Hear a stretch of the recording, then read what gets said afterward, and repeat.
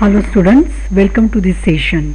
So in this we are going to study lab management. So first chapter is health, disease and diagnosis. So what is health? So health is a state of complete physical, mental and social well-being and not merely absence of disease or deformity. Then stages of health: positive health, better health, freedom from sickness, then mild sickness, moderate sickness, severe sickness and then ultimately death. So the health is divided into two, positive and negative. So then if it is not healthy, then it is called disease. So what is disease? It is discomfort or condition in which body health is seriously attacked or deranged or impaired. So that means it is departure from the state of the health. The disease has natural history. They are of three things, that is agent, host and environment. So agent is defined as the substance living or dead which causes disease. So types of agents are biological like bacteria, virus, fungus, parasites; nutrient agents like what we eat, proteins, fats, carbohydrates; then chemical agents like benzene which causes cancer; then physical agents like cold, heat, humidity, radiation; then mechanical like friction or pressure. Then next factor is the host. So host is a agent which allows growth of the parasites or which has the disease. So host factors are age, sex, nutrition, occupation, and they are the permanent or temporary host. Then third factor in disease cycle or disease is the environment. So it is a atmosphere. So it can be physical, that is water, soil, air; then biological like parasites, microorganisms, bacteria, fungus. So this is a natural history of disease which contains three parts, that is agent, host and environment. Now we will see mode of transmission of disease. So it can be by air, example tuberculosis or flu. Then it can be through water, that is diseases caused because of the contaminated water, typhoid, gastroenteritis, jaundice, then cholera, dysentery, diarrhea. Then through blood it can be HIV, that is AIDS, hepatitis B, hepatitis C, then malaria. So these are the through the blood. Then vertical, from mother to baby. So there are AIDS or congenital diseases like syphilis and others. Then through contact, it is direct contact, then skin diseases or leprosy. Then vector. So vector, they are the vehicles which spread the disease. So example, it can be mosquito which spread the disease like malaria, filaria, dengue, chikungunya. So these are the mechanical vectors, or these are the biological vectors. Mechanical vectors which just spread the infection, and biological vector which allows some growth of the microorganisms inside the vector. Now we will see disease cycle. So first is the incubation period. So it is the period from where the entry of the organism to the development of the clinical features. So example, in food poisoning it can be few hours, in cholera it is one day, in AIDS it is 10 to 15 years.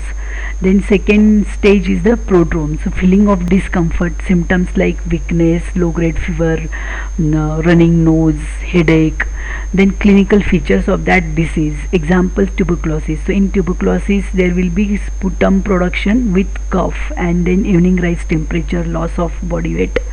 Then convulsions. So if patient gets treatment and feels better because of the immunity or because of the treatment, then it is convulsion stage. And then recovery, that is complete eradication of the or removal of the disease. Then loss of symptoms are there. Now types of diseases are two mainly, infectious and non-infectious. So infectious because of the microorganisms like bacteria, example pneumonia; viral, example AIDS; parasitic, example malaria; fungal, example candidiasis. Non-infectious can be congenital, from mother to baby, that is hemophilia; acquired can be AIDS; metabolic can be diabetes mellitus because of the carbohydrate disbalance; then neoplastic, cancer. Now we will see diagnosis of disease. So diagnosis of disease is mainly by clinical features. What clinical presentation of the patient. So the clinical presentation and clinical examination by doctor gives provisional diagnosis. Like patient is complaining of fever and chills and rigors, then we can suspect of malaria. So this is provisional diagnosis.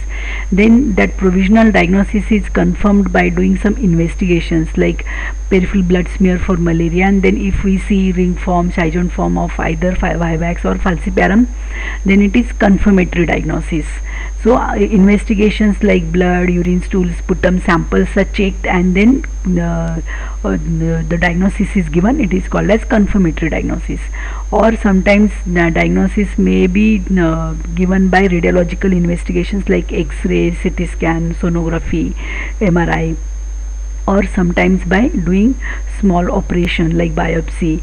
So these are the ways of diagnosis of disease. So first by clinical feature, either by lab investigation or radiological investigation, or by exploration of the part. Role of laboratory. So it is mostly important for diagnosis of disease so that we can give the treatment to the patient. So like example, if MP positive, then anti-malarial treatment given. Vidal positive, then anti-typhoid treatment given. Urinary tract infection if comes positive, then antibiotics given. The lab is also useful for control of endemic, epidemic, pandemic like COVID-19 diseases, help in emergencies, detection of chronic diseases like tuberculosis, leprosy by doing investigations. Then help in national health programs like tuberculosis control program, malaria eradication program, STD AIDS control program, and then some medical legal cases, water examination, food examination, and then arranging multi-diagnostic labs.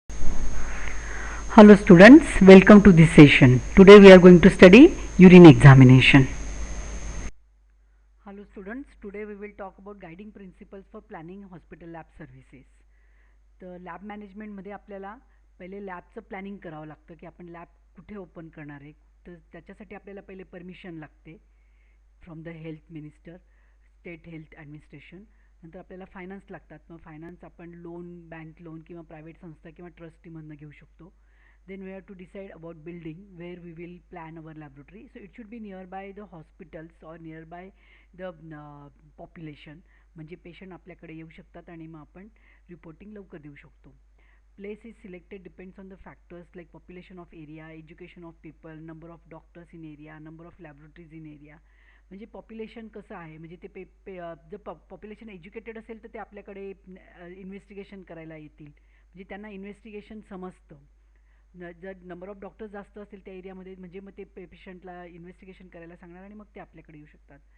Site म्हणजे जिथे आपण चालू करतोय तिथे traffic आहे की नाही, transport system आहे की नाही, म्हणजे पेशंट इझिली अप्रोच होऊ शकतो की नाही.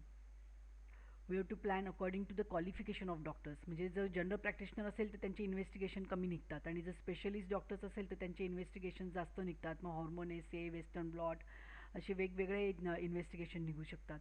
म्हणून क्वालिफिकेशन ऑफ डॉक्टर्स इम्पॉर्टंट आहे.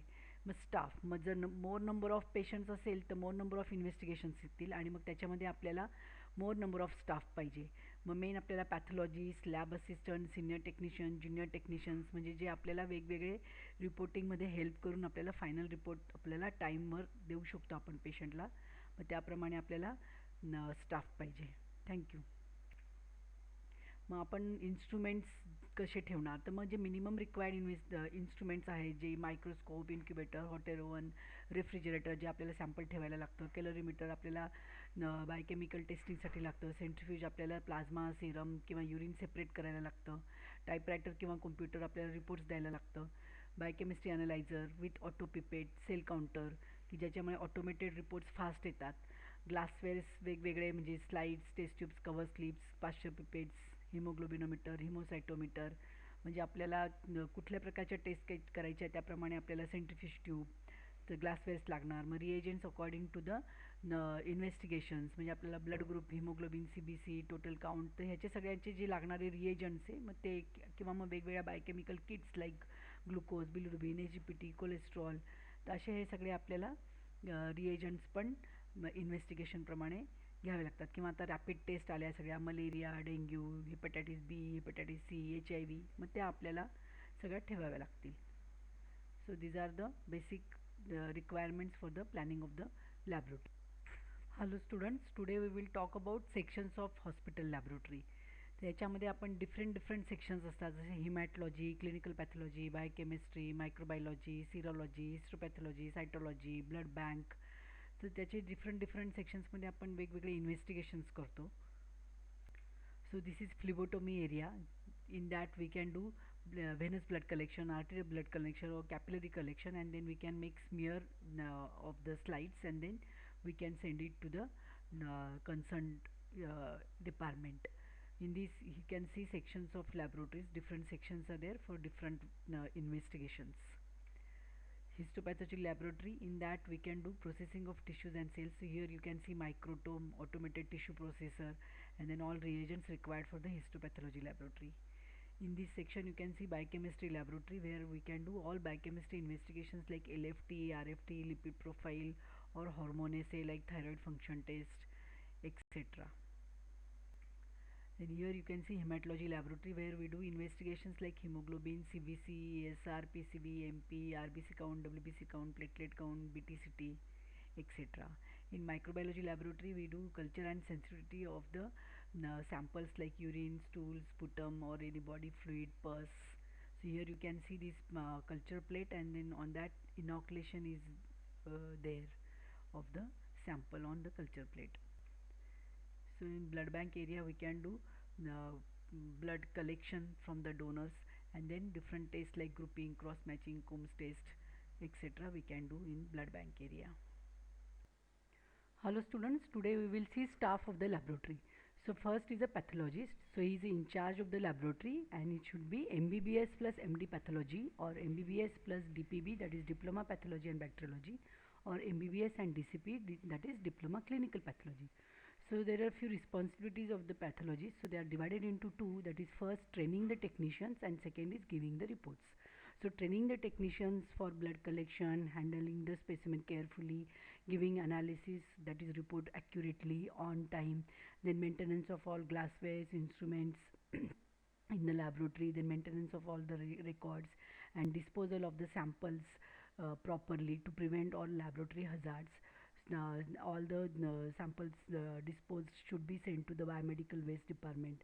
Then reports, according to the report should be given on time, then it should be accurate reports, then it should be confidential, and then technicians work should be checked regularly, and all the procedures related to the investigation should be taught to the technicians properly. And then supervision all over the laboratory sections is the responsibility of the pathologist. Second is a medical laboratory technologist. So he is a BSc graduate with 1 or 2 years experience of the laboratory. So he can act as a supervisor. So he is in charge of all the sections, and then he is responsible for work distribution to all the junior technicians, communication with external agencies for getting all the equipments or reagents or glasswares for the laboratory, then keeping records and paperwork, then maintenance of the equipments, glasswares and reagents, then checking inventory, and is a mediator between the pathologist and the technician and the physician. Then third is a medical laboratory technician. So he is 12th science with 1 or 2 years experience of the clinical laboratory training, that is DMLT, and then should work under the pathologist and technologist, and should do all the work given by pathologists and technologists, like sample collection, then making of the smear, then preparation of the serum, plasma, staining of the smears, and helps in quality control to the technologist. Then fourth one is additional helper required for the technical non-technical work like sterilization, preparation of swabs, washing and cleaning of the glasswares, preparation of the bulbs, and cleaning of the laboratory premises. So these are minimum staff pattern of the laboratory. Thank you. Hello students, today we will talk about requisition form and reporting system. So first is requisition form, in which it is a form which is given by physician to the patient for the investigations to the laboratory. So requisition form should contain name of the patient, the age, sex of the patient, name of the referred doctor, and then the investigations required. And provisional diagnosis should be there based on physical examination and history, so that the pathologist or technician can get the guidance from the provisional diagnosis, so which investigation to be done, and then to correlate the investigations with the diagnosis. Now, reporting system is of three types: qualitative, semi-qualitative and quantitative. So qualitative म्हणजे ज्याच्यामध्ये आपण फक्त positive किंवा negative देतो. म्हणजे समजा आता urine sugar आहे, युरिन शुगर प्रेझेंट आहे का ॲबसेंट आहे आपण असं देणार. So that is called as qualitative. Semi quantitative म्हणजे आपण जर युरिन शुगर असं दिलं 1+, 2+, 3+, according to the colour changes, म्हणजे जर ग्रीन कलर असेल तर ट्रेस, आणि ऑरेंज कलर असेल, येलोइश ऑरेंज कलर असेल तर 1+, ऑरेंज 2+, रेड 3+, ब्रिक रेड 4+. मग त्याच्यावरनं आपल्याला ग्रेडिंग कळतं, किंवा माइल्ड, मॉडरेट, सिव्हिअर असं जर दिलं तर त्याच्यावरनं आपल्याला सिव्हिरिटी कळते. So it is a halfway between qualitative and quantitative. So this is called as semi quantitative. पण याच्यामध्ये आपण ॲक्युरेट व्हॅल्यू देत नाही. So third is the quantitative, where we give accurate value of the investigation. म्हणजे समजा आता haemoglobin आहे तर हिमोग्लोबिन हे 12.5 ग्राम% आहे असं आपण ॲक्युरेट व्हॅल्यू दिली. जर तेच आपण हिमोग्लोबिन कमी आहे असं म्हटलं तर ते क्वालिटेटिव्ह होणार. हिमोग्लोबिन माइल्ड कमी आहे असं म्हटलं तर ते सेमी क्वांटिटेटिव्ह होणार. आणि क्वांटिटेटिव्ह म्हणजे आपण जेव्हा एक्झॅक्ट व्हॅल्यू देतो then it is called as quantitative. Thank you. So first do's, so we should be punctual to arrive early for the work, then report immediately any unexpected delay or absence, then get ready for arrival, that is wear uniform, put on your apron, then arrange working place, be cheerful and smiling. Then there should be hygienically clean and pleasant apron or gloves or face mask should be worn. Wash hands with running water and soap. Then keep all the laboratory apparatus equipments, working place clean. Then specific apparatus and reagents specifically for the specific test should be used. Be systematic in work. Follow correct method. Then record the findings. Do accuracy test, then repeat test if you're not satisfied. Observe laboratory practices, maintain record book. Then keep laboratory records strictly confidential. Keep laboratory neat and tidy. Take proper care of glassware equipments, chemicals, cleaning, sterilization, glassware, or all the work should be done properly. So these are the do's. Now what we should not do. So these are the precautions for safety. So do not pipette by mouth, because if you're pipetting acid or blood samples, then it will cause infection. Then do not exchange or mix up corks, stoppers, pipette or containers to avoid contamination. Do not leave bottle of reagent uncovered after use. Do not keep inflammable materials near flame. Do not eat or drink or smoke in working area of the lab. Do not use glassware of lab for eating or drinking. Then do not keep flame or gas burner on after you leave the lab. Do not keep machine on after you leave the lab. Do not reuse syringes, needles, and to prevent AIDS and hepatitis B transmission. So these are few do not, that is we should do for the precautions for the safety of us and for other staff. Hello students, welcome to this session. Today we are going to study about glassware instruments and reagents. So how to clean or how to maintain the instruments, and then how to keep reagents. So first, cleaning of glassware. So petri dishes, pipettes, or test tubes, partial pipettes, new glass slides. So all these we can put them in water with detergent solution for 30 minutes or overnight, and then we can clean them with brush, and then we can clean with clean water, and then we can allow them to dry, and then we can keep them in a hot air oven for the sterilization.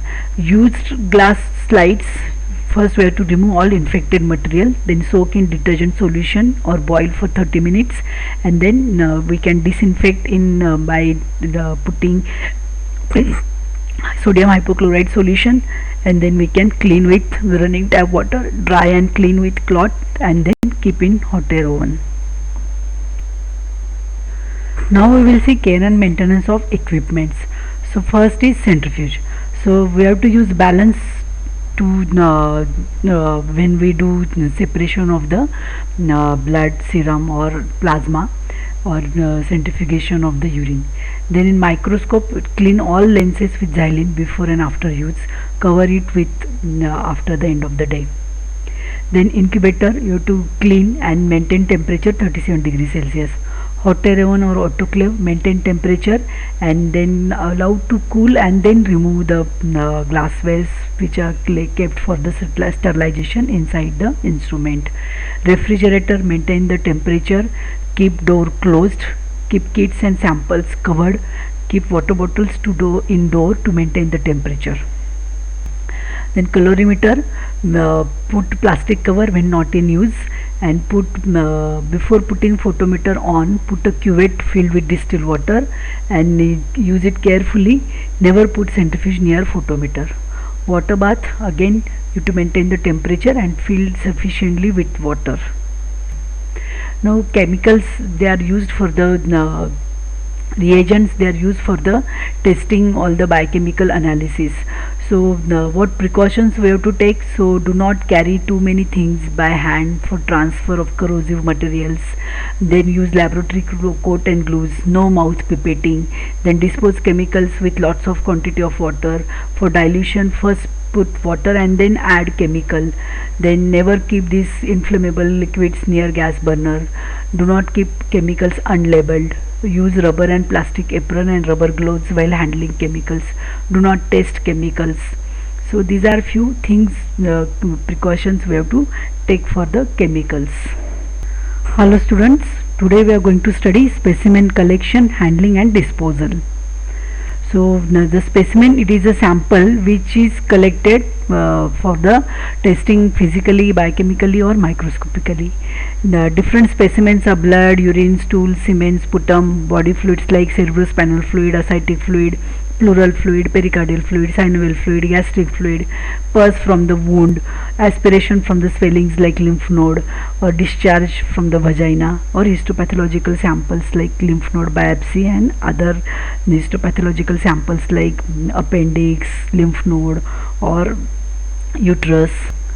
So collection method, so first important urine sample, so in that it should be collected in clean dry container. It should be examined freshly, and if we delay then you can refrigerate that.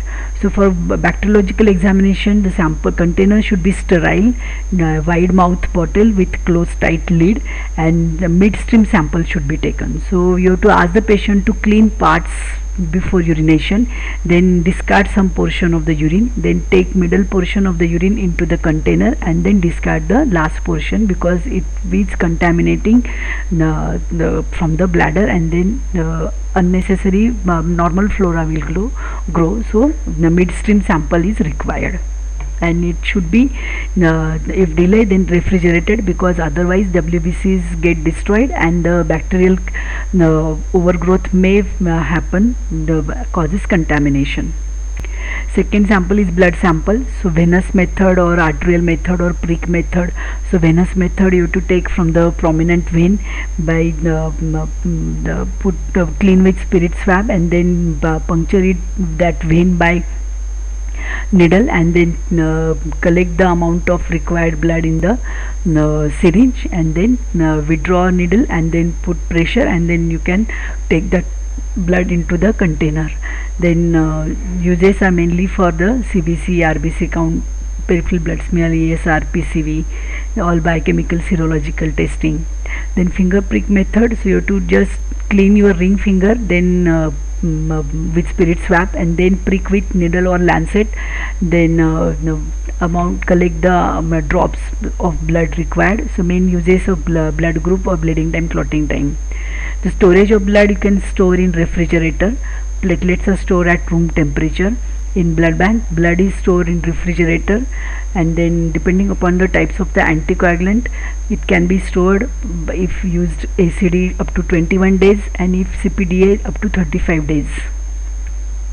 Then stool sample. So it should be collected in a pre-labeled wide mouth bottle with tight lid, clean container, and it should not be iron container because it will give false positive occult blood test. And then patient is informed to take light dinner at the night, and then you can ask the patient to collect the stool sample with help of stool container which contains spatula to the lid. Then semen sample. So patient should be informed to have length of abstinence for 2 to 3 days for more proper sample collection for the sperms and motility. So it can be collected at home or in the laboratory, and then it should be in clean container, and it should reach laboratory within 1 or 2 hours of the production to test the motility properly. Then cerebrospinal fluid, it is done by lumbar puncture method. Either L3, L4 or L4, L5 vertebra, intervertebral space is there. Then clean the area with spirit swab. Then with help of lumbar puncture needle attached to the syringe, you prick the skin and then bone, and then you can collect the cerebrospinal fluid from the intervertebral space, from the spinal cord, central canal of the spinal cord, and then you can collect in 3 bulbs like EDTA for CBC test, plain bulb for biochemistry test, and one more plain bulb for microbiology test. The storage, CSF is not examined immediately. It should be examined immediately, but if some delay is there, then it should not be stored in refrigerator. Then sputum sample. So ask the patient to collect early morning sample, because entire 24 hours specimen can be collected, and then it is rich in the bacteria. Mainly sputum sample is required for the diagnosis of the tuberculosis. So ask the patient not to brush, because false positive blood test can be there because of the bleeding. Ask the patient to cough and from the lungs, and then carefully put that sample inside the clean container. Now disposal, decontamination and disinfection. So the samples, all these samples are infectious, so proper precaution should be taken, and then they should be disinfected, all the samples like blood, urine, sputum, pus samples with sodium hypochlorite solution. Either you can keep for few hours or overnight, and then discard the samples and in the then you can send put in biomedical waste bags, and then you can send to the biomedical waste department. All liquid waste disinfection by sodium hypochlorite solution or detergent solution. Then all cultures can autoclaved and then incinerate, and incineration for the all sharps like needles, knives, broken glasswares. So different bags are there for different biomedical waste, and then according to that, yellow bag, red bag, blue color bag, white color container. So according to the codes, we have to collect segregate the biomedical waste and then send to the biomedical waste department for disposal, like autoclave, incineration, or by landfilling. So different methods of disposal are there that we will study in detail later on. Hello students, welcome to this session. Today we are going to study quality control. So quality control is very important for the accuracy of the lab results, because by the lab result the diagnosis of the patient is done, and then according to that the treatment is given. So quality control, to cross check the quality or to cross check the results of the patient samples, quality control is very important. So quality is high standard of performance, and quality control program is statistical system for measuring the reproducibility of degree of precision in laboratory procedure. It is an excellent means of improving laboratory efficiency. So the main aim is to identify and eliminate lab errors and to provide reliable and high quality results for the diagnosis and for the treatment of the patient. Now, types of quality control are two: internal quality control and external quality control. Internal quality control can be done by qualitative or quantitative method. So internal quality control, so by each step is very important for the processing and for the result of the patient's specimen. So first is lab test request. So according to the lab test request, so identification of the patient by name, age, sex and identification mark, then the investigations advised on that request slip, then according to that we can collect the sample, and then into the required bulb the required quantity of the sample is collected, either blood, stool, semen, urine, whatever, and then processing can be done. Then all the data should be preserved in a lab record book, and if there is any error then you can retest the sample. So in individual laboratory like hematology, you can cross check the samples by taking the standard hemoglobin. In coagulation laboratory, by standard you can take. So in each laboratory, blood bank, microbiology, parasitology, serology, we have to have the quality control in individual laboratory. And external quality control is use of quality control serum from the recognized center. Like example, from the Vellore you can get the sample, you can do your readings and you can send the readings to the Vellore, and then you can cross check the results, or in the center checking of results or exchange of the standards. So these are the external quality control. There are few definitions for the quality control. So control, it is a specimen, either it can be low or high value, and then it is used to cross check the results. Standard is a artificial sample whose concentration is known, and then it is used for the calculation of the factor and comparison of the results. Precision, it is close finding of repeated analysis, but it may not be accurate. And accuracy, it is close to the true value or actual value. Mean is the central tendency, that is total number of observations divided by that number, you will get the mean of that value. And then standard deviation, it is a dispersion of values around central value, so it is measure of variability from the mean. And coefficient of variation is calculated as standard deviation divided by mean into 100, so it is calculated into the percentage. So coefficient of variation less than 5% is desirable, then according to that you can see the technician is good if the coefficient of variation is less than 5%, and if it is more than 5%, the technician is bad in work. External quality control programs, so you can take the sample from CMC Vellore, and then you can do your readings and send the readings to the CMC Vellore, and then you can cross check the results, or you can counter check the samples from different labs to your lab, or from your lab to the different labs. Hello students, welcome to this session. Today we are going to study material management and lab records. So material management includes distribution of material, repair, maintenance of consumable material, glasswares and reagents. So there is appointed a person that is called as storekeeper. So what are the duties of storekeeper?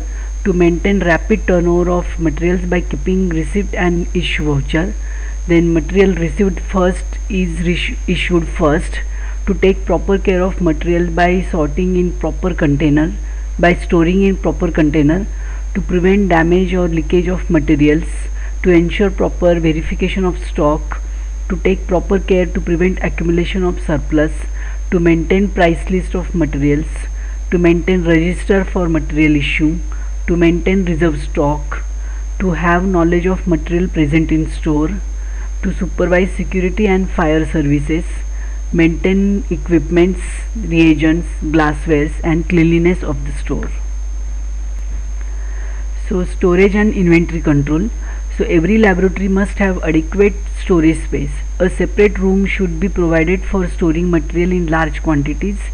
Storeroom should have good ventilation system with adequate firefighting system. It should be clean and fitted with shelves. Every room should have storekeeper who must have some knowledge of all the things, and there should be maintenance of the inventory control. So example, stock card should be there. So for that, the order, the date, quantity in stock, then if the material received, the should be mentioned date, quantity in stock, and if the material is issued, then date, quantity and stock is written. Then voucher, it is a strict mathematical approach and do not allow any major price change. So there are two types of voucher, receipt voucher and issue voucher. So receipt voucher, storekeeper does inspection and counting of vouchers. After receipt voucher, material is taken by storekeeper for storage and issue. issue voucher is given by storekeeper to technician along with the material. Now we will see about clinical laboratory records. So these records help in taking history of patients, accurate data of the patients of the results, then accurate sterilization, and avoid confusion between communication between technician, laboratory and physician. So first is a laboratory register. So this laboratory register provide number of requisition slip which is recorded in register. After investigations are done, values entered in requisition slip and then entered in register. It is given by typing or by reporting on computer, signed by pathologist and then given to patient. Then logbook. So this logbook is very important, which gives you clear identification of number of patients. In that the whole name, age, sex, number of the ID number of the patient is, and investigations required is mentioned in the logbook. And in that patient will get accession number according to the serial number. Then laboratory record book. So in that diagnostic tests are carried out in different sections of the laboratory and then results are maintained in the laboratory record book. Technician record book. This is a diary of the technician which keeps all data, calculation, results, report of the laboratory test of the patient. Stock register of the items of the laboratory. It should be mentioned in stock register. Hello students, welcome to this session. Today we are going to study about the ethics. So now what is the definition of ethics? It is standard of performance based on principles towards human being. Such rules of conduct, both personal and professional, are called ethics. So it refers to system of moral principle of rules of conduct applied to business. Business should be conducted according to certain recognized moral standards. So laboratory is a social organization, so it should have all the rules and regulations to perform the activities. So now what are the ethical principles of the laboratory? So most important consideration of professional ethics is honesty, then results should be reliable, confidentiality of the patient must be maintained, equipments, reagents, glassware should be maintained properly, then all the procedures should be followed for the collection of the samples, then processing of the samples, then calculation of the results. The specimen handling, investigation, storage, labeling, disposal must be done properly. Do not cheat the customer, do not do black marketing, ensure sincerity, accuracy, do not destroy competition, do not spoil image of the competitor. Then all the reports should be accurate and should be for the diagnosis and treatment of the patient. So now what are the responsibility of the pathologist? So training of the technicians and giving reports. These are two main broad responsibilities of the pathologist. So for training of technicians, examples like how to do blood collection, what precautions should be taken, if anything goes wrong then what to do in that emergency situation, how to handle the specimens carefully. Why we have to handle the specimens carefully? Because samples are infectious and they may cause blood-borne virus diseases like HIV, hepatitis B, hepatitis C. Then how to do disposal of the samples, then analysis of specimens accurately by following proper procedures, calculation and keeping all the data in laboratory record book. Then reagents and glasswares, instruments should be maintained properly, maintain proper record of reports for future investigation. And disposal, so disposal of the samples or materials used in the laboratory like broken glassware, needles, syringes, cultures, swabs, they should be sterilized and then either by burning or incineration they should be disposed of properly and then they are sent to biomedical waste department. Now about giving reports. So pathologist should give reports on time to patient or relatives. While reporting, pathologist should check clinical diagnosis and ask for needful investigations to physician if required. They should keep reports confidential, should not tell reports to others, especially about AIDS or hepatitis B. Sometimes reports should be told to doctors and not to patient, because the doctor will decide to treat the patient and how to communicate with with the patient. Pathologist should give accurate reports and results, because final diagnosis and treatment of patient is dependent on the results of the pathologist. Pathologist should check investigations done by technicians regularly, and pathologist should give reports urgently in emergency, like cerebrospinal fluid sample, then and contact physician on phone for discussion. So these are the main concern about the patients, because early diagnosis, early treatment patient will get and patient will recover fast. So training of technician, then giving reports and maintenance of the laboratory setup is very important. So that is the responsibility of the pathologist. I hope this session you will find useful. Thank you. Hello students, welcome to this session. Today we are going to study urine examination. Hello students, today we will talk about first aid kit. So now what is first aid? म्हणजे ही पहिली help, म्हणजे जेव्हा जर काही injury trauma झालं किंवा accident झाला किंवा काही कट झालं, तर तेव्हा आपण जी पहिली हेल्प जी करतो त्याला आपण म्हणतो फर्स्ट एड. आणि पहिल्या हेल्पसाठी जे आपल्या बॉक्समध्ये आपल्याला साधारण ज्या वस्तू लागतात त्याला आपण म्हणतो फर्स्ट एड किट. मग आता याच्यामध्ये काय असतं? So it should be few things should be there every time in that first aid kit. So like sterile cotton, म्हणजे जे आपल्याला ती वूंड जर काही आपल्याला जखम झाली आहे, ब्लिडिंग येतं आहे, तर ते पुसायला किंवा क्लिनिंग करायला आपल्याला लागतं.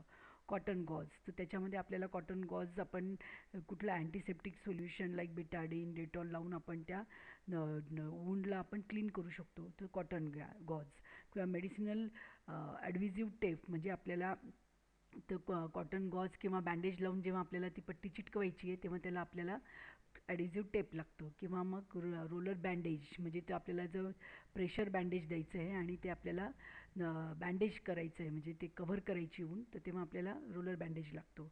Pair of scissor for cutting, safety pins for pinning. Then sodium bicarbonate, जर ॲसिड कॉन्टॅक्ट झाला असेल स्किनवर किंवा आयवर तर मग ते आपल्याला सोडियम बायकार्बोनेटने न्यूट्रलाइज करता येतं. ॲसिटिक ॲसिड जर अल्कली कॉन्टॅक्ट झाला असेल either in eye, skin or tongue, so we can neutralise that alkali contact with help of acetic acid.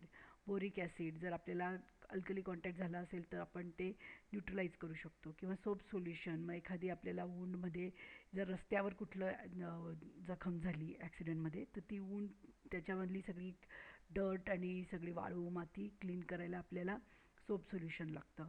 किंवा हायड्रोजन पेरॉक्साईड लागतं. Dettol for cleaning wound, Betadine ointment as a antiseptic we can put that ointment over the gauze and then put that gauze on the wound and then tie it with a pressure bandage. So this is to stop the bleeding. So this is the contents of the first aid kit. Thank you. So first is physical lab hazard, or it can be mechanical. So what are the causes? So mainly it is by broken glassware like slides, cover slip, pressure pipettes. And precaution, that broken glassware on the floor must be clean. So it should be taken in a separate dustbin and discard all broken glassware in a separate container. Management, if skin puncture by broken glass, then you have to remove that broken glass and then wash and clean that area, apply antiseptic, put bandage, gauze, and then consult the physician. If bleeding is there, bleeding can be superficial and deep. If superficial bleeding is there, you can wash it with clean water and then apply antiseptic, and then you can put pressure for 5 to 10 minutes, and then you can apply pressure bandage, and then if the bleeding is stopped, then no problem. But if deep bleeding is there, it will not stop, so you have to consult the doctor for suturing. Now next lab hazard is chemical injury. So physical contact with chemicals like hydrochloric acid, H2SO4, nitric acid, or whatever chemical reagents used in laboratory for the investigations. So either physical contact or ingestion or inhalation or explosion due to inflammable properties of the chemicals. So precautions for the inflammable chemicals: never store ether in refrigerator, or never put inflammable chemicals nearby on gas burner or gas cylinder. Then store them in a metal container. They should be marked with the labeling and red ink. Inflammable chemicals. Do not use rubber cork because they attack rubber. Use wax lined cork or cork lined screw caps. Disposal: pour into gauze to prevent evaporation. and for dilution put first water and then add chemical to that, so that there will be no evaporation and vapor formation. For physical contact, use goggles, rubber gloves, use rubber mat to protect glass from breakage, and rubber bulbs or pneumatic pipetting to mouth, for the pipetting, to avoid mouth pipetting. Now the management, if ingestion is there, use of warm salt water to induce vomiting, and then that chemical should be removed. If inhalation, then try to provide victim the fresh air, so that victim will feel fresh. Then explosion, you should use fire extinguisher. So if acid contact with the skin, then flood the skin with large quantities of clean water, so that it will become neutralized, and then wash skin with cotton soak with sodium 5% sodium carbonate solution. So you have to neutralize it with alkali solution. If acid splash in the eye, then put plenty of water in the corner of the eye, hold the eye below running tap water, and then try to remove as much as the acids. Then acid swallowing, so there initially you should not mouth pipette, so that there will be no acid swallowing, but if it happens, then ask the patient to drink 5% soap solution immediately or plenty of water, so that it gets neutralized or diluted. And then if the tongue or lips are affected, wash it with water or 2% sodium carbonate solution. In case of alkali burn and alkali contact with the skin, flood the skin with large quantities of clean water and then wash it with 5% acetic acid. Then alkali splash in the eye, put large quantities of clean water in the corner of the eye, and put 4 to 5 drops of acetic acid solution into the eye. Consult the doctor. Alkali swallowing, same, ask the patient to drink plenty of water or lemon juice to neutralize and dilute it, and then ask the consultant. Third type is biological hazard. So infections caused by biological hazards may be hepatitis B, HIV, tuberculosis, herpes, hepatitis C. So these are the steps for the infection control: specimen collection, specimen transport to lab, specimen processing, and cleaning and disposal of the specimen. So specimen collection, while collection of the specimen, you have to wear gloves, then you have to wear apron, then face mask, goggles, so that there should be no contact or splash in the eyes, and then container should be wiped clean with alcohol swab. So specimen transportation, they should be labeled before adding sample to that. Then they should be wrapped in a 3-layered plastic bag, and then like in corona period, the throat swab should be collected by wearing full PPE, that is personal protective equipment like gloves, apron, face mask or face shield, and then sample to be collected, and then immediately it should be put in the viral transport media. Then it should be wrapped in a 3-layer box, so that there should not be leakage or contamination, and then with proper labeling you can send the sample to the concerned laboratory. Processing, so now while processing, no mouth pipetting, use of gloves should be there, and highly infectious bacteria like acid fast bacteria must be handled in a laminar flow or safety cabins, and then you should clean the area with 5% phenol or bleach as a disinfectant. Then disposal of specimens, so these specimens should be treated with 5% phenol for 2 to 3 hours and then discarded.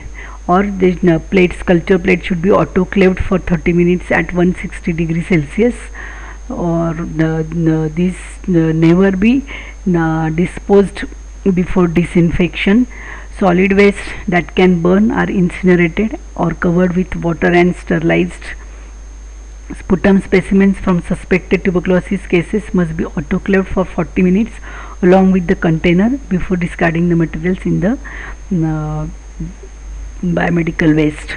The plastic bags used for the collecting biohazardous waste should be of different color codes, So either yellow or red or blue or white, then according to the recommended things we can put, they should be put into the bags, and then that bag should be sent to the biomedical waste for the further discard or disposal. Now next is the electrical injury. So faulty electrical connections to the instruments or improper maintenance of the electric instruments, these are the causes. And then there may be electric shock, or in that what precautions we should take. So there should not be wiring should be inspected regularly. Place all damaged wires, plugs, broken instruments should be replaced. Then correct loose screws, improper connection. Then earthing should be there. Do not put hands inside electrical instrument when current is on. Place electrical cord short and out of area. If smoke or sparks visible, disconnect the instrument. In electrical fire, use CO2 extinguisher. Do not throw water on spark. This precaution should be taken so that there should not be electrical fire. And if patient gets electric shock due to defective electrical connection, patient will faint or respiration stops or become unconscious. So immediately what management we have to do, immediately cut off electricity supply, switch off main switch or main fuse, and give artificial respiration or external cardiac massage. Then first open the doors and windows so that patient will get fresh air, and then artificial respiration can be given or external cardiac massage can be given, and then shift to the hospital as early as possible. Hello students, welcome to this session. So chapter 16, so in that universal or standard safety precautions, and in detail we will study hand hygiene.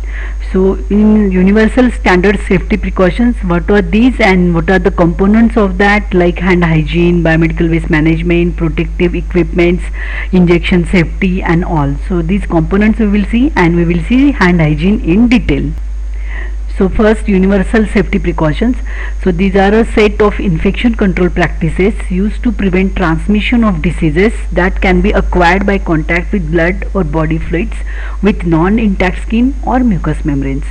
The components are hand hygiene, personal protective equipments, biomedical waste management, injection safety, routine environmental cleaning, disinfection, then spillage cleaning, respiratory hygiene, appropriate handling of the linen. So these are few important components of the precautions. So let's study hand hygiene in detail. So hand hygiene is washing of hands promptly after contact with infective material. So there are different types of hand wash. So first is social hand wash. It is a common practice we do after using washroom or before the meals. Then second is hand rub.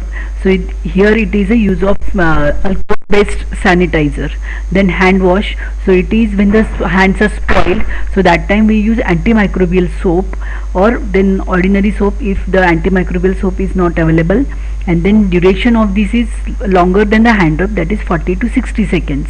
And then surgical hand wash, before the surgery we do hand wash up to elbow. So this chart shows the types of hand hygiene, then which agents we use, what is the purpose, area and duration. So routine hand wash, the first one. So in that we use usually soap and water. Purpose is to remove soil and transient microorganisms. So area used is hands and fingers, and then duration is minimum 15 seconds.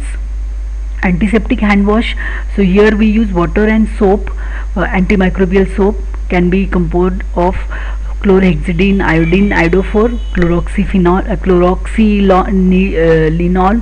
Then the purpose is remove or destroy transient microorganisms and reduce resident flora. So all surfaces of the hands and fingers, and duration is 15 seconds.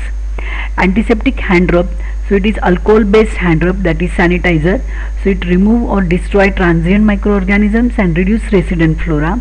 And same hands and surfaces of hands and fingers, and until hands are dry. A surgical hand wash is use of antimicrobial soap and water. It removes or destroy transient microorganisms and reduce resident flora.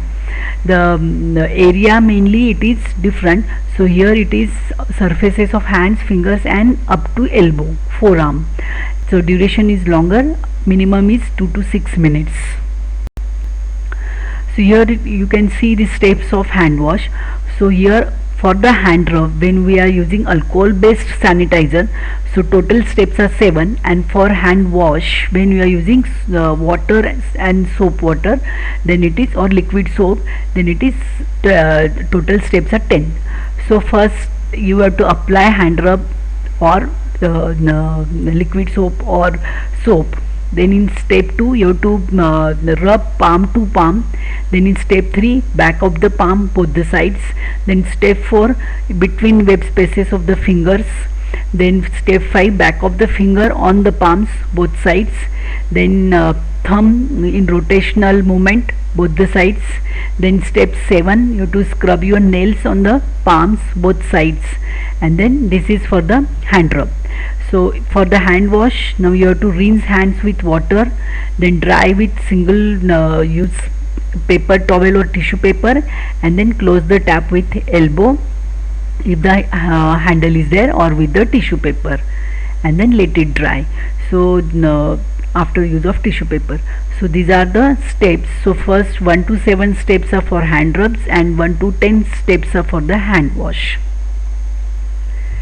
Now there are 5 moments of the hand hygiene where we have to do hand wash or hand rub. So 5 places or 5 moments are, so first is before touching patient. So before we go to see patient, then when we want to take pulse, blood pressure, temperature, or palpate something on abdomen or any abnormal thing, so that time before touching the patient. Then before doing any aseptic procedure, so like taking blood sample or catheterization or giving injection, so before doing aseptic procedure we have to clean our hands. Then in third, after body fluid exposure risk, so if you are touching any urine bag or blood sample of the patient, then we have to do hand rub or hand wash. And then fourth, after touching patient, so after taking pulse, blood pressure or palpation, we have to do hand hygiene to protect ourselves. And then 5 is after touching patient surroundings, so like we are touching patient's bed rails or trolley or stand, IV stand. So if we are touching anything surrounding the patient, then we have to do hand hygiene. So mostly in hospitals there is a hand rub or hand wash solution is there at the bed of the patient. So before and after we can use that solution for our hand hygiene. So these are 5 moments of the hand wash: before patient, before touching patient, before any technique, then after contact with blood body fluid, after touching patient, and after touching patient surroundings. So these are 5 moments of the hand. Hello students, chapter 17. So in this session we will study universal safety precautions. So first content is PPE, that is personal protective equipments, and in that we will study PPE, gloves and mask. So the aim of PPE, that is personal protective equipment, is to determine the equipments to use for a given procedure. The healthcare workers should consider the following factors. So they should know the factors where to use and which personal protective equipment to be used. So what is the probability of exposure to blood and body fluids, or type of body substance involved, and probable route of transmission of infectious agent. So transmission of infectious agent by inhalation or by direct contact or by indirect contact, so that this is important. So for direct contact we will use mainly gloves, and for inhalation purpose the main PPE is, that is mask. So depending on the exposure, type of body surface involved, and transmission of the route of the infectious agent, so these are the factors. So full protective wear including double gloves, protective eye, face shield, protective footwear, gown and apron is recommended for operating room or mortuary procedures. So PPE are used to protect skin and mucous membrane of healthcare worker from exposure to blood and body fluids, and from HCV to patient, that is from healthcare worker to patient during the procedures. So it is to and fro procedure. So transmission of infection from patient to healthcare worker, from healthcare worker to patient. So to prevent this we have to use personal protective equipment, so for the safety of the patient and for the safety of the healthcare worker. So the contents are gloves. So when you're touching blood or equipments, invasive procedures, you have to use gloves, gown or plastic apron while surgery, surgical mask or N95 mask while surgery, droplet or airborne infection, cap, face shield, goggles when the major is spillage of blood or body fluids expected, and surgical shoes in ICU or operation theatre. So first is gloves. So use of disposable gloves is part of the standard precaution. The uses are as part of personal protective equipment. Gloves prevent contact with blood and body fluids and mucous membranes. They also protect patient from contamination by microorganisms from the healthcare workers' hands. So gloves are single-use items and changed after each procedure to further minimize the risk of infection. So separate pair of gloves is used for the separate procedure or for the separate patient, and for the same procedure patient, if the gloves are spoiled, then you have to, for the same patient also, you have to change the pair of gloves. So gloves are worn when dealing with blood or body fluids such as synovial fluid, peritoneal fluid, amniotic fluid, pleural fluid, any wound or broken skin, handling chemicals or disinfectants. So while handling chemicals and disinfectants, we can use domestic or industrial gloves. Second is gowns or apron. So purpose of wearing gown and apron is to protect susceptible patients from infection and protect the healthcare worker from contamination. So, and it is a uniform or clothes they used in a clean and dry state. So gown and apron should not be worn outside the area they are intended to be used. Remove gown and apron when moving out of area. Then face protection. So protective eye or face wear are considered where risk of blood and body fluids splashing into the eyes, the possibility. So or while preparation of cytotoxic or chemotherapy drugs, and then during the physical decontamination or cleaning of the instruments. Then mask. So mask offer protection against potential splashing of the mouth and face during certain procedures such as minor operation, physical decontamination or cleaning instruments with a brush. So there are two types, surgical mask and N95 mask. So surgical mask mainly used for during surgical or dental procedures, and N95 mask mainly used attending the patients with acute pulmonary tuberculosis or nowadays the pandemic of COVID-19.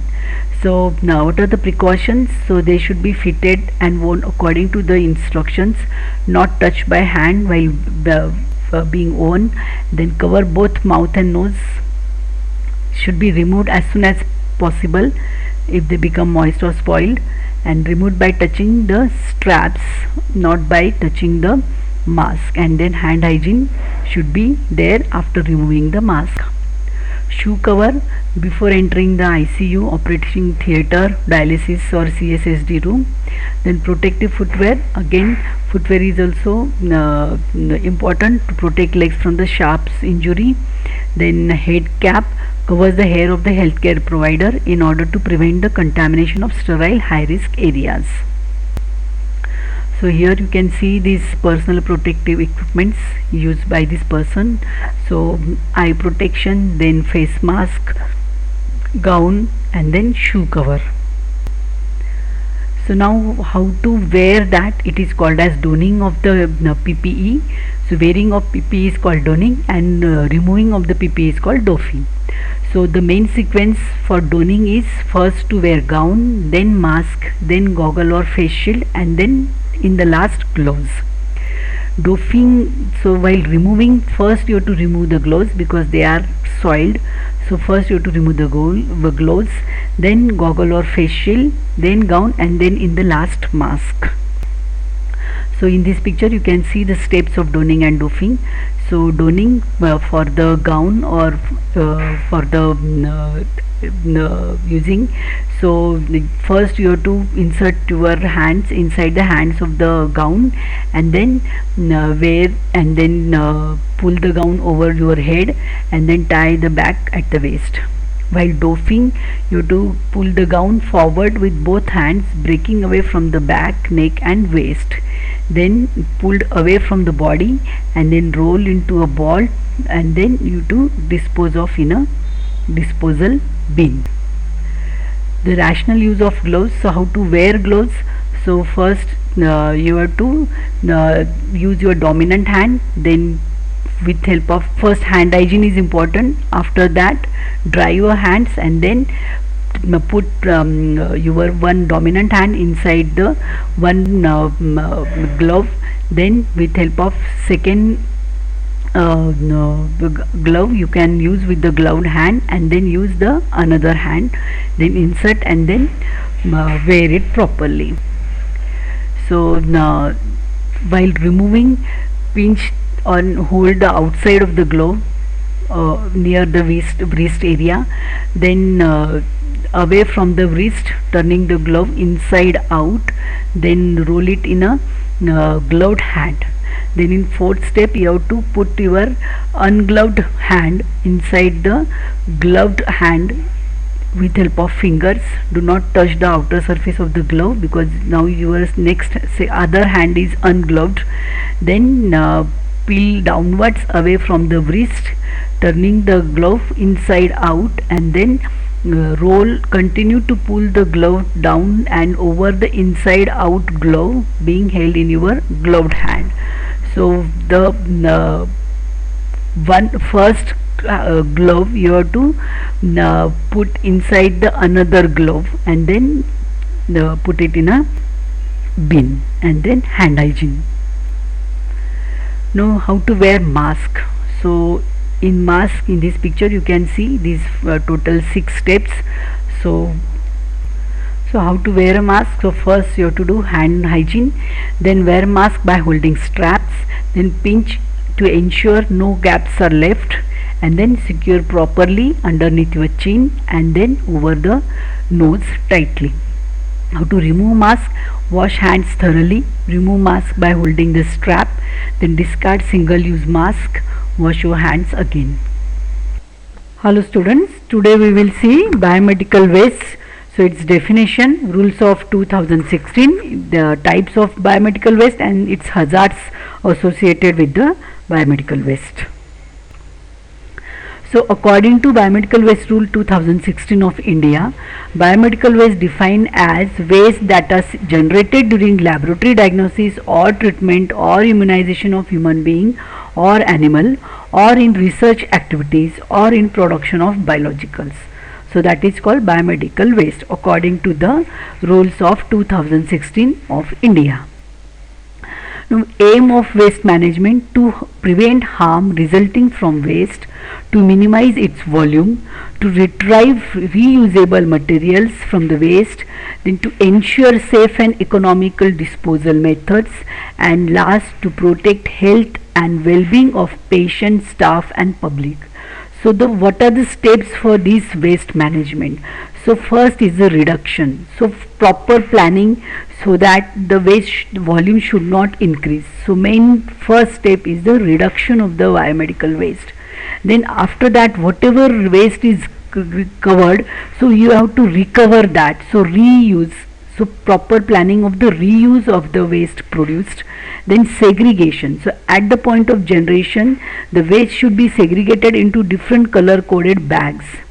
Then proper storage, then transportation to the central unit, then treatment, that is procedures and process to reduce bulk of waste and make it non-infectious and harmless.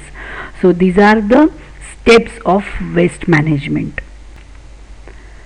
So biomedical waste management, first is segregation of waste, then collection of biomedical waste, then transportation to the central unit, then treatment of the hospital waste. For the solid waste, it can be incineration or autoclaving. For liquid waste, it can be disinfection.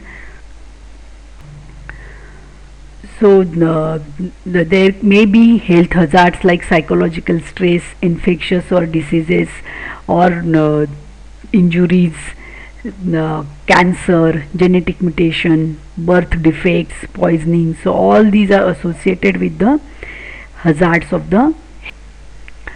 So the yellow bag it is a non-chlorinated plastic bag, and separate collection system leading to effluent treatment system should be there for the chemical liquid waste.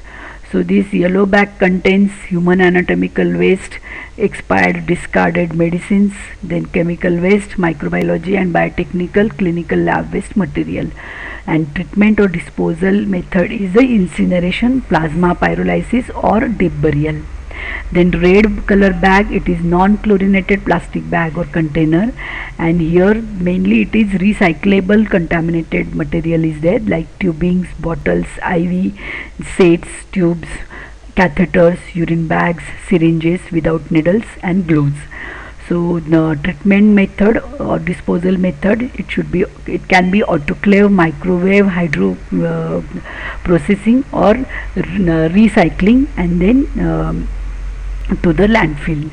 Then white color translucent puncture leak proof container, so mainly it contains waste sharps including metals, and then method of the disposal is autoclave or dry heat sterilization, then shredding of that or mutilation, and then encapsulation for the reuse.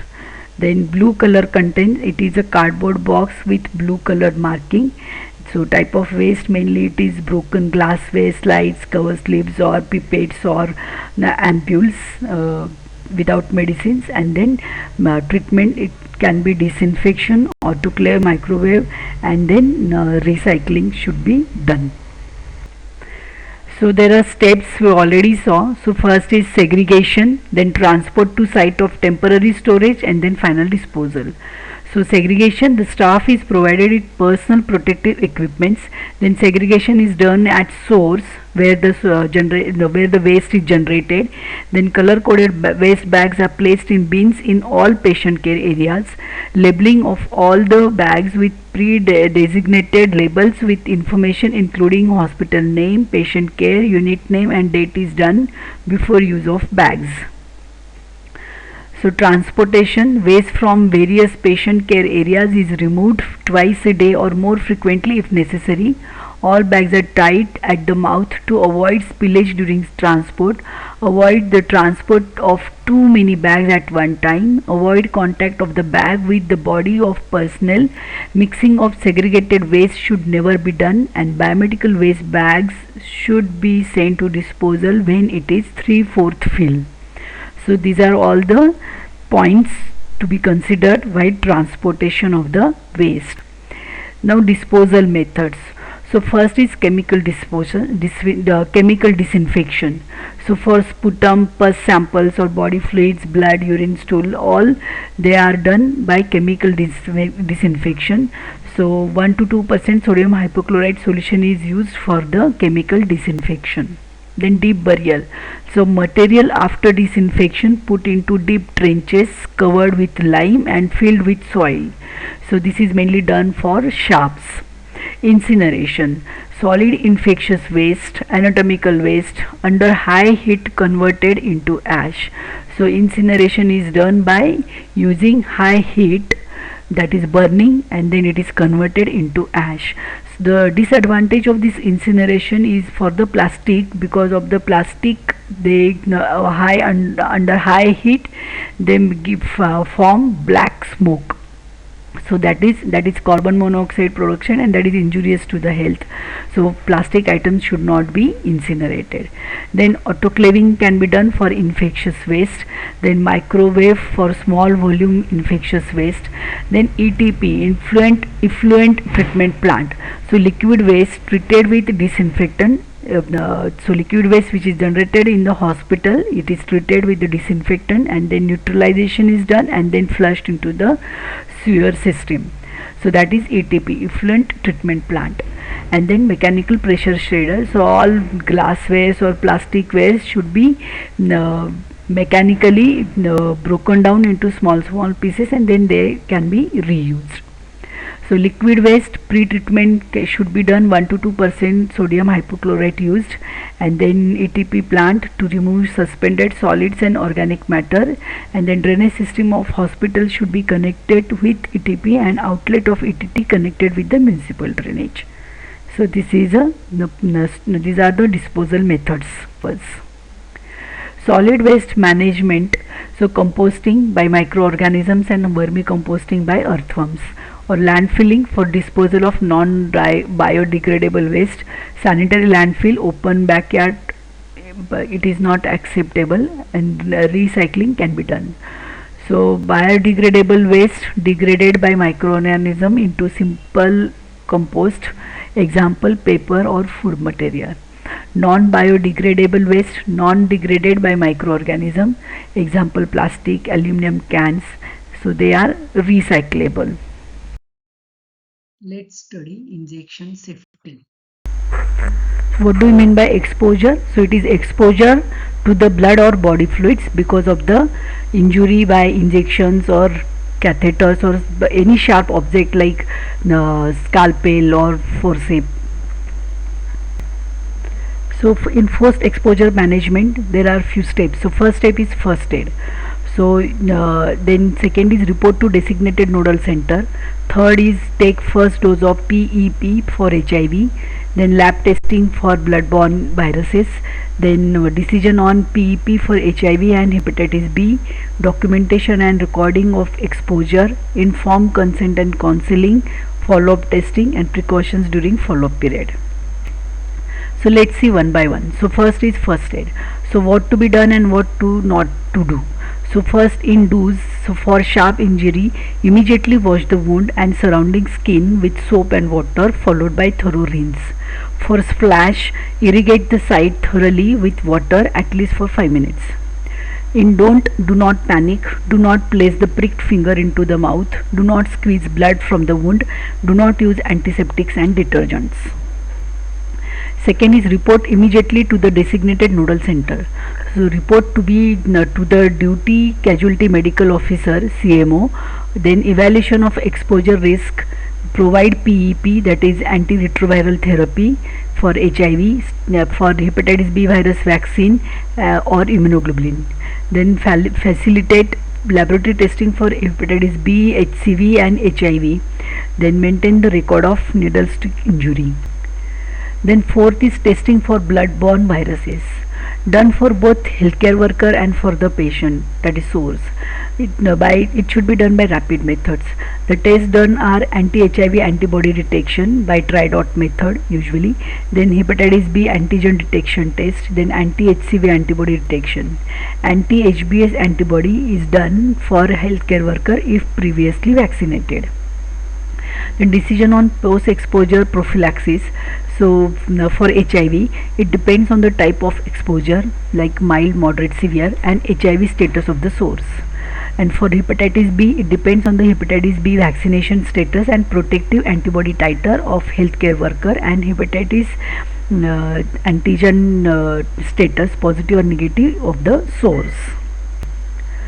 So this is a chart showing in exposure code and source code. So if the exposure code 123 and source code negative, then PEP is not recommended. If exposure code 1 and source code 1, then also PEP not recommended. Exposure code 1, source code 2, PEP required, that is tenofovir 300 mg and lamivudine 300 for 28 days. Exposure code 2, source code 1, PEP required for 28 days.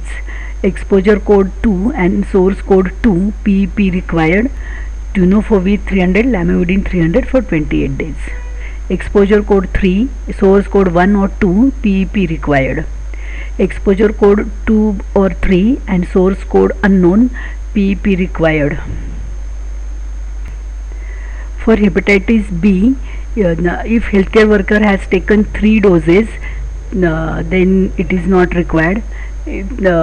Non-responders after 6 doses, then you have to do hepatitis B surface antigen test, and then hepatitis immunoglobulin 2 doses are required. For 3 doses of vaccine, hepatitis B test positive but anti-HBs AG antibody test less than 10, then hepatitis B immunoglobulin 1 and revaccinate. If antibody test is less than 10 titer and HBs AG negative, then no need of immunoglobulin or vaccine. If antigen test is plus minus and antibody titer more than 10, then no need of the immunoglobulin or vaccine. In unvaccinated, HBsAg positive but titer is negative, then immunoglobulin 1 dose and complete vaccine schedule, that is 016 to be taken. If the test negative, anti-HBs antibody negative, so no need of immunoglobulin but complete vaccine, that is 016 to be taken. Then sixth step is documentation and recording of the exposure. So structured form pro forma is there for collection of detailed information: date, time, place of the exposure, type of procedure done, type of exposure, duration of exposure, exposure source and volume, type of specimen involved. Then seventh step is informed consent and counseling. So to relieve anxiety of exposure, to inform about risk and benefits of PEP, the exposed person must sign a consent form for prophylaxis treatment. Then eighth step is follow-up testing. It is necessary if the source is positive or unknown. Clinical follow-up, monitoring for development of signs indicating HIV seroconversion, usually within 3 to 6 weeks after the exposure. Laboratory follow-up for HIV testing, follow-up at 6 weeks, 3 months and 6 months. For HBV and HCV, 6 months after the exposure. Liver function test at baseline, start of PEP for HIV. Complete blood count and hemoglobin estimation baseline should be done then at the end of the second and fourth week of the PEP for HIV. Precautions during follow-up period. So refraining from blood organ semen donation, should not donate any organ or blood or semen. Then safe sexual practices till both baseline and 3 months HIV tests are found to be negative. Then seek medical evaluation for any febrile illness that occur within 12 weeks of the exposure. Hope you find this session useful for your understanding and for your exams. Thank you.